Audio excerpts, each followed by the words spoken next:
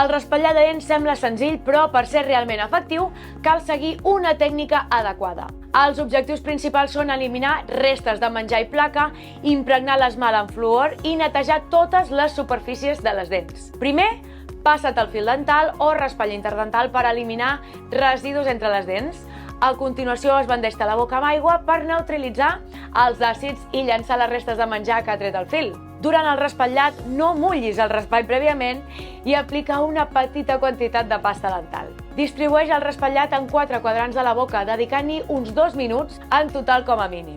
A cada dent, combina moviments suaus de vaivé i d'escombrada des de la geniva fins a l'extrem de la dent, per arrossegar els residus i netejar bé cada superfície.